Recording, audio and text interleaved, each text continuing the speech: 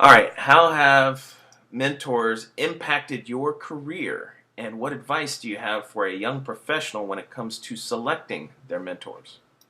I mean, again, mentors have been pivotal in my career. That's one of the reasons why I became one myself.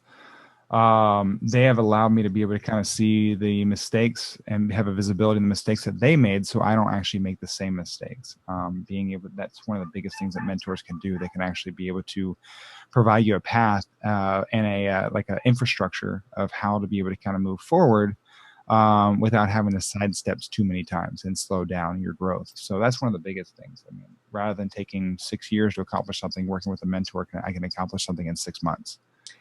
Yeah, for sure. And I think there's a little bit later on another video session we'll talk about how people think about mentors and mentees and why that doesn't work. Because a lot of people think it's a big official relationship, and if you approach somebody the wrong way, they'll look at it as, well, hey, I don't want a part-time job of 10, 20 hours a week working with you. So it's got to be Well, and approached the that's right way. that's the biggest thing, and that's why when it comes to selecting mentors is a big challenge. I mean, honestly, my biggest thing is one of the best ways is can I actually enjoy time with this person? I mean, that's I don't care what value how far along in career, when you want to look at where someone, you want to make sure they're 10 years ahead of you for where you want to be.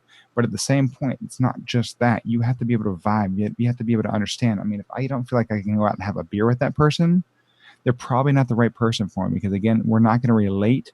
And if we can't relate, I'm not going to consume their knowledge in the right fashion and at the right speed.